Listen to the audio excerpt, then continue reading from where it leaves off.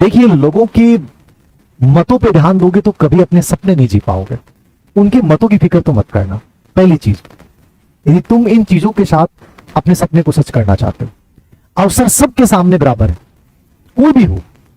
कोई चाहे तो कोई बुद्ध बन जाता है, कोई लादेन बन जाता है, कोई श्री कृष्ण बन जाता है, कोई दुर्योधन बन जाता है, कोई कलाम बन जाता है, तो कोई वीरप्पन बन जाता है।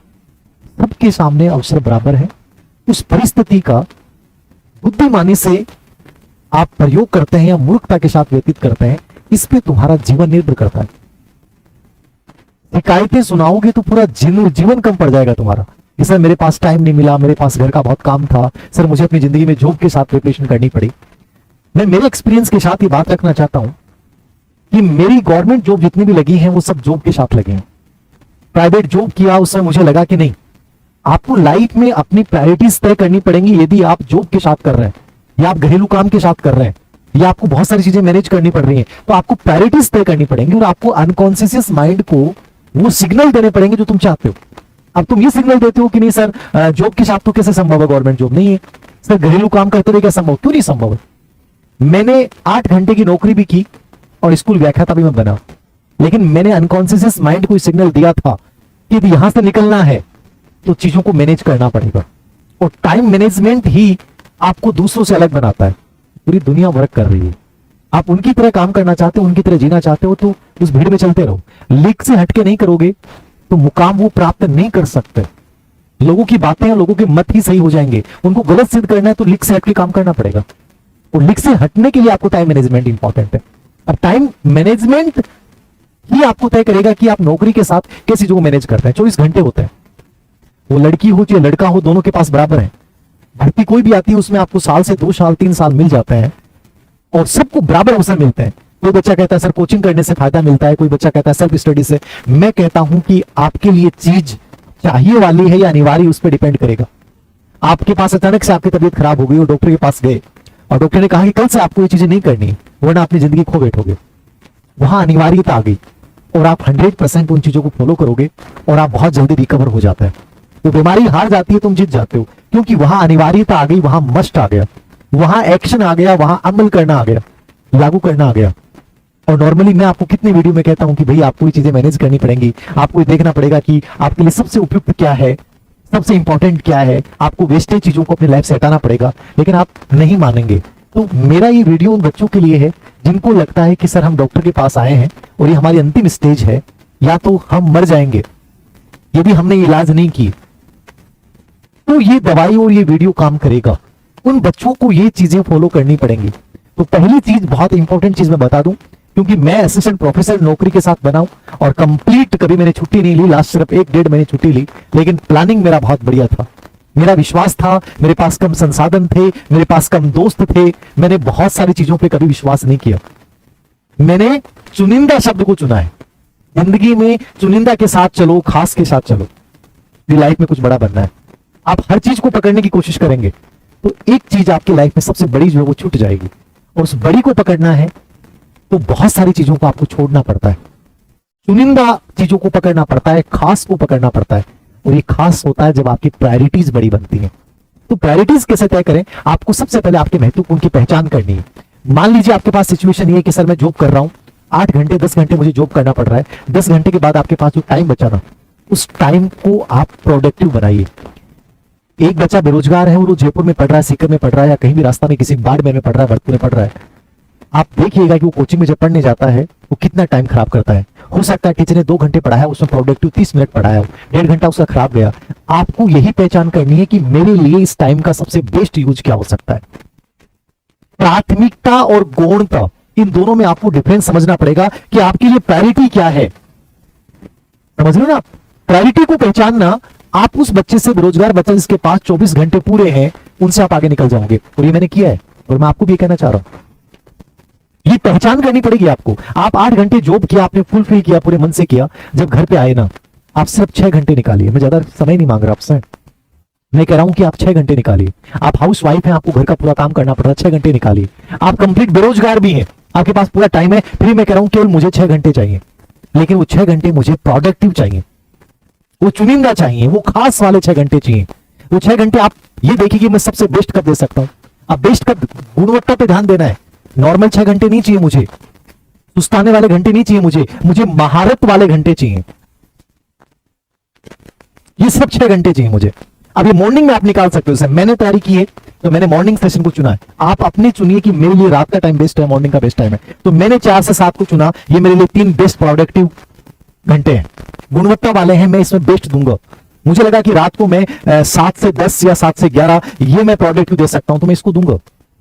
उन 6 से 7 घंटों की पहचान कीजिए जहां आपकी ऊर्जा बहुत गजब की होती हो, जहां बहुत बेहतरीन तरीके से कर सकते हो, और उसमें अनिवार्यता शब्द चाहिए। तो पहली चीज जो आपको बदलाव लेके आना है, गुणवत्तापूर्ण उस समय की पहचान करना जहां आप अपना सबसे बेहतरीन दे सकते हो।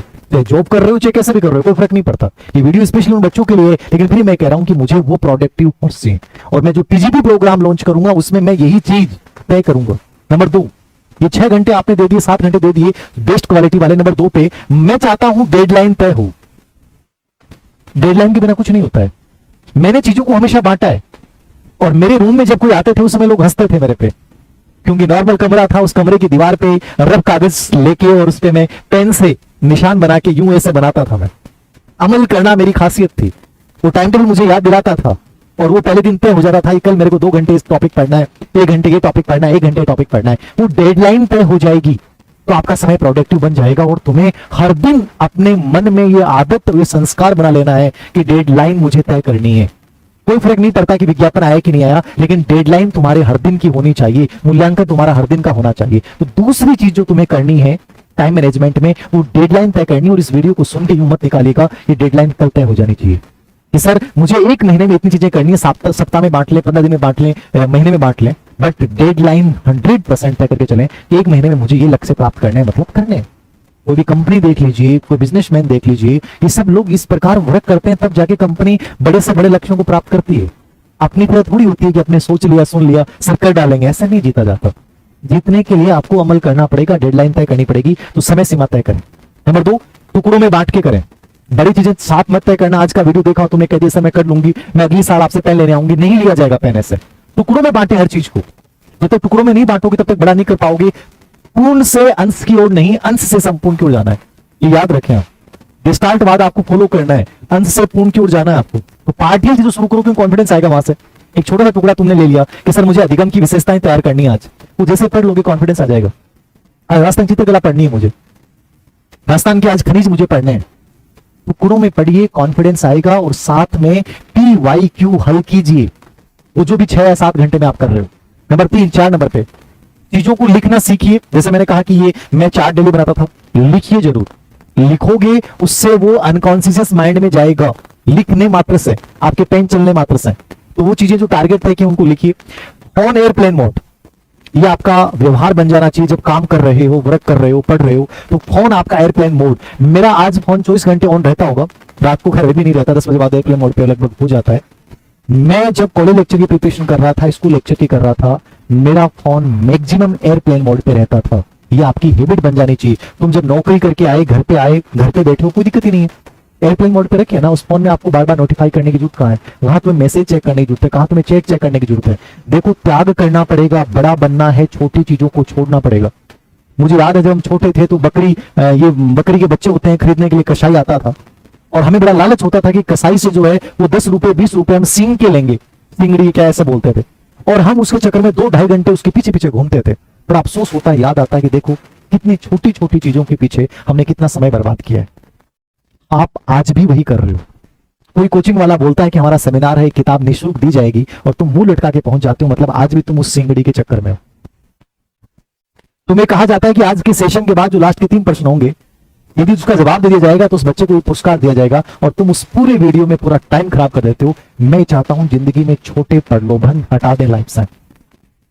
आपके लिए सबसे इंपॉर्टेंट चीज क्या है उसको तुम्हें पहचान करनी पड़ेगी। तो छोटे प्रलोभन तुम्हें छोड़ने पड़ेंगे। टाइम मैनेजमेंट का एक महत्वपूर्ण हिस्सा है। फिर आपको अपने आप लग जाएगा मेरे लिए इस समय टाइम में सबसे इंपॉर्टेंट क्या है। तो फोन एयरप्लेन मोड मतलब रहना चाहिए, अच्छा ग्रुप बनाइए। 4 ग्रुप, 4 दोस्त ऐसे होने चाहिए, चाहे 4 मत बनाओ, चाहे 2 दोस्त बनाओ, लेकिन वो 2 दोस्त बेस्ट हो, उनके विचार बेस्ट हो, उनमें पॉजिटिविटी भरी पड़ी हो। यदि उनमें से एक पे भी नेगेटिविटी है, तुम धीरे धीरे अनकॉन्शियस माइंड को नेगेटिविटी के सिग्नल देना शुरू कर दोगे। बहुत सारी चीजें नहीं चाहिए लाइफ में, बहुत सारे संसाधन नहीं चाहिए, बहुत सारी किताबें नहीं चाहिए, बहुत सारे दोस्त नहीं चाहिए। दोस्त चाहे 2 हो लेकिन वो बेहतर हो। तो समूह छोटा बनाए बट बढ़िया बनाए।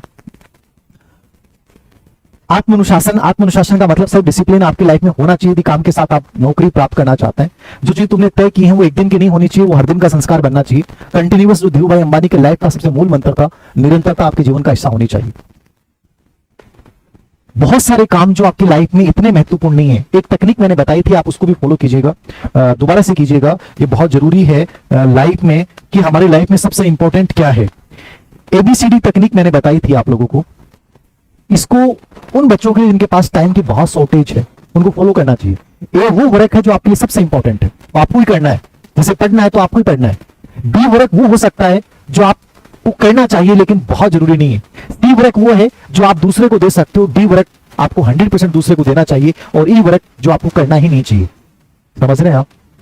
रिश्तेदारी में जाना है, हो सकता है वहां बिना जाए भी काम चल जाएगा। वो रिश्तेदार उस दिन आपकी वैल्यू करेंगे जिस दिन आप बन जाओगे। इग्नोर कर दीजिए ना। नोट्स नहीं बनाया जा रहा, टाइम नहीं मिल रहा, आप किसी दूसरे के नोट्स की भी हेल्प ले सकते हो। एक पकी पकाई बहुत अच्छी किताब भी आप लेके आ सकते हो। समझ लो ना?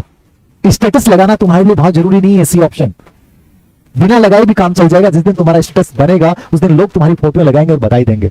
तो तुम्हें एबीसीडी तकनीक का प्रयोग करते हुए इस ए वर्क को खुद करना है, बाकी का सब्स्टिट्यूट भी कर सकते हो। लाइफ में सब काम इंपॉर्टेंट नहीं होते हैं, कुछ काम सबसे अधिक इंपॉर्टेंट होते हैं और वो आपको ही करने होते हैं। वो है पढ़ाई, वो है आपका टाइम टेबल, वो है आपका सेल्फ डिसिप्लिन, वो है आपका टारगेट, वो है आप खुद। बाकी चीजों को बांट के चलिए। तो इस प्रकार से डिवाइडेशन कीजिए। 5वीं छठी तकनीक आप यूज करके चलिए 80-20। 80-20 का मतलब क्या है? हर चीज बहुत महत्वपूर्ण नहीं होती। आज हमें गाइड करने वाला नहीं है। मैं जिन किताबों को मैं लेके आया मैंने उन किताबों को हमेशा साथ रखा। आज बहुत सारी मार्केट में किताब हो सकती है लेकिन मुझे उस किताब को मैंने इतना पढ़ा कि मुझे पता चल गया कि उसमें वेस्टेज क्या है। 20% चीज एक चैप्टर में 20% इंपॉर्टेंट होता है, 80% वेस्टेज होता है। हर किताब में यही कहानी है। 20% सबसे इंपॉर्टेंट होता है, बाकी 80% से परसेंट नहीं आता है। आपको ये पहचान करनी है कि 20% सबसे इंपॉर्टेंट क्या है। टाइम मैनेज अपने आप हो जाएगा। ये जो बच्चे बेरोजगार हैं, 24 घंटे मेहनत कर रहे हैं, वो 80% पढ़ रहे हैं और 20% को छोड़ रहे हैं। जो सबसे इंपॉर्टेंट है, तुम्हें 20% को पकड़ना, 80% को छोड़ना है। 6 महीने, 8 महीने, 1 साल में सिलेक्शन ले जाओगे। याद रखना 90-10। 10% पहले प्लानिंग करके चलना है कि सर मुझे फर्स्ट पेपर में चीजें पढ़नी है, सीटी में ये करना है, ग्रेड सेकंड में करना है, ग्रेड थर्ड में करना है, आरएस की प्रशासनिक सेवा की तैयारी करनी है। वो 10% आपको प्लान करना है पहले। ये 10% की प्लानिंग तुम्हारा 90% समय बचा देगी। 3 तकनीक तो ये यूज कर लो आप, एबीसीडी, 80-20 और 90-10। और इसकी यूज करने के बाद तुम्हारी लाइफ में तुम्हारा सिलेक्शन नहीं हो, ऐसा कभी नहीं हो सकता। 100% तुम्हारी लाइफ में वो बदलाव आएंगे जो तुम्हें खुद कहोगे कि सर जॉब के साथ हमने गवर्नमेंट जॉब को प्राप्त किया है, बट सच में उस पर अमल किया है। सुनना अलग चीज है। मैं आज एक डॉक्टर की तरह आप लोगों के साथ बातचीत कर रहा हूं कि तुम्हें ये करना है, मस्ट है। मैं ये चेंजेस तुम्हारे अंदर चाहता हूं, तब जाके चीजें होंगी, वरना नहीं होंगी। एक चीज में बहुत अच्छी चीज मैंने नोट की, बहुत सारे बच्चों से राय लेने के बाद, नौकरी के साथ लोगों ने कैसे कैसे चीजें की हैं उनके साथ भी मैंने चर्चा की। उसके बाद चीजों को जोड़ें आप। जोड़ने का मतलब समझ रहे हैं आप? जोड़ने का मतलब क्या होता है? आपके पढ़ने के तरीके आपको डिफरेंट बनाते हैं। हर आदमी की एक शैली होती है। आप सबसे हटकर शैली को चुनिए, यूनिक बनिए थोड़ा सा। कैसे? उस चीज को पढ़िए जो दूसरी चीज को आसान बना देती है। आप में से कई बच्चे पढ़ते हैं, मान लीजिए आप प्राचीन भारत का इतिहास पढ़ रहे हैं और तुम मिडिवल इंडिया से स्टार्ट करोगे, तुम कभी समझ ही नहीं पाओगे। तुम्हें पहले प्राचीन को ही पढ़ना पड़ेगा। तुम्हें समझना पड़ेगा सबसे पहले प्राचीन को ही, और प्राचीन में तुम सीधे मौर्य काल में जा सकते हैं। आपको सभ्यताएं पढ़नी पड़ेंगी, तभी जाके वो पूरी चीजें पढ़ेंगी। तुम गुप्त काल को पढ़ लोगे मौर्य काल से पहले, तो मौर्य कभी गुप्त काल समझ में नहीं आएगा। चीजें दूसरी किस पर प्रभाव डालती हैं। साइकोलॉजी पढ़ने से स्कूल मैनेजमेंट आधा तैयार हो जाता है। साइकोलॉजी पढ़ने से टीचिंग मेथड का पार्ट लगभग तैयार हो जाता है। समझ डेवलप हो जाती है, आप अपने आप को जानने लग जाते हो।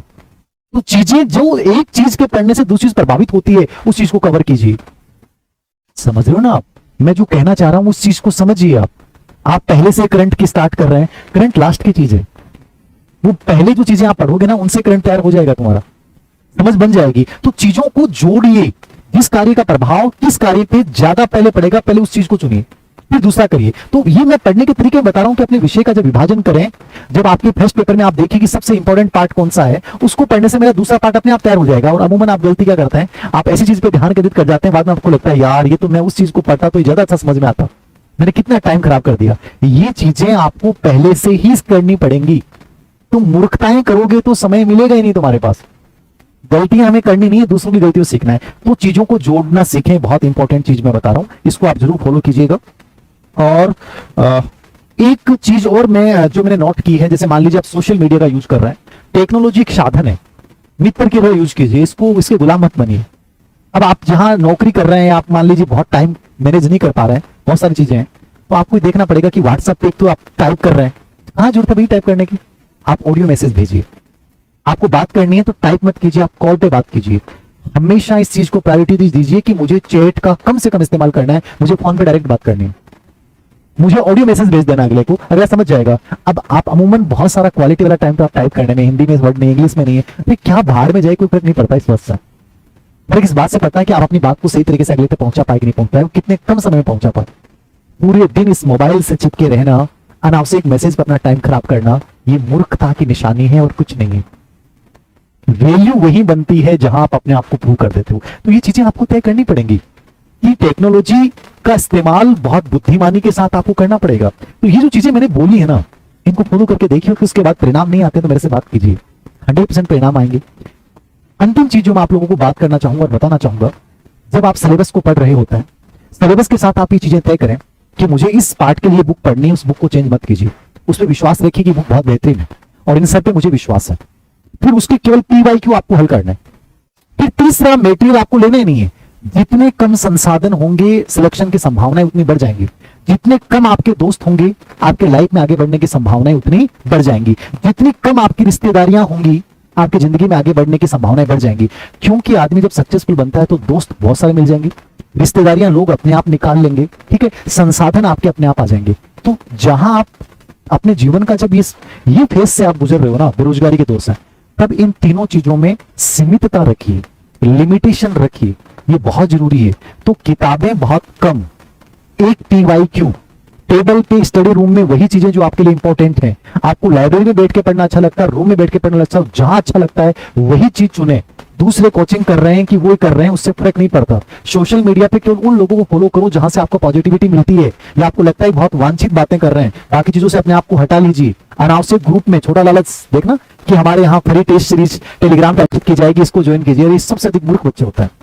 मैं ईमानदारी से बोल रहा हूं, आपको इस चक्कर में नहीं पड़ना। टेलीग्राम में आपने 50 चैनल सब्सक्राइब कर रखे हैं, उसमें 5% अगला डाल देता है, आपको लगता है वाह यार कितना फ्री में करवा रहा है। आपको ये नहीं पता कि आप अपनी जिंदगी का सबसे बेहतरीन टाइम वहां दे रहे हो सकता है वो 5% कभी जिंदगी में नहीं आए एग्जाम में। हर आदमी यहां आपका यूज कर रहा है, मत बनिए गुलाम इन चीजों के। आपको उन चीजों को छोड़ना पड़ेगा जो आपको आगे बढ़ने से रोक रही हैं। आपको उन चीजों की पहचान करनी पड़ेगी जो आपके लिए फिलहाल सबसे अधिक मस्ट है। तो फिर तुम 6 घंटे के साथ भी बड़ी से बड़ी नौकरी को प्राप्त कर सकते हो, बड़ी से बड़ी चीजें गेन कर सकते हो। और यदि तुम इन चीजों में उलझे पड़े हो आज भी, तो फिर तुम 1 साल बाद मेरे से पूछोगे कि सर मैं नौकरी के साथ मैनेज नहीं कर पाया। मैनेज आपको ही करना है, ना मेरा वीडियो आपको मैनेज करवा सकता है, ना कोई दूसरा व्यक्ति। लाइफ में सबसे इंपॉर्टेंट है महारत, लक्ष्य। तुम्हें प्रदर्शन, परफॉर्मेंस ओरिएंटेड नहीं बनना है, तुम्हें महारत उन्मुख बनना है। महारत का मतलब समझ रहे हो ना, मेरे लिए मुझे करना है, मुझे उस चीज को बहुत अच्छे से करना है, ये चीज सबसे इंपॉर्टेंट है। और ये जिस दिन तुम बनाओगे ना, उस दिन तुम चाहे नौकरी के साथ हो, तुम घर के काम के साथ हो, तुम किसी परिस्थिति से जूझ रहे हो, फिर भी तुम 1 साल के भीतर अपने आप को बहुत अलग जगह ले जाओगे। तो वो बच्चे जो सच में जिनको बहुत जरूरत है, वो इन चीजों को फॉलो कीजिए। अनिवार्यता वाले शब्द को अपने दिल दिमाग में रखिए। 100% मैं दावा कर सकता हूं कि तुम काम के साथ, तुम घरेलू काम के साथ, चाहे वो महिला हो चाहे वो पुरुष हो, वो 100% अपनी लाइफ में बहुत बेहतर पोजीशन में जाएगा। मैंने कोई कोचिंग आज तक नहीं की और मैं कभी सलाह भी नहीं देता। यदि आपको सही गाइडेंस मिल जाए तो आप कहीं भी जहां आपको सुकून मिलता हो वहां सरल और सहज तरीके से पढ़ना स्टार्ट कर दीजिए, आप नौकरी लग जाओगे। तो आज का वीडियो उन बच्चों के लिए है, अपने अनकॉन्शियस माइंड को इसी प्रकार का सिग्नल दीजिए। ये थोड़ा सा टाइम मैनेजमेंट आपको करना पड़ेगा, अमल आपको करना पड़ेगा, प्लानिंग आपको बनानी पड़ेगी, इन टेक्निक्स का आपको इस्तेमाल करना पड़ेगा, 100% परिणाम आ जाएंगे।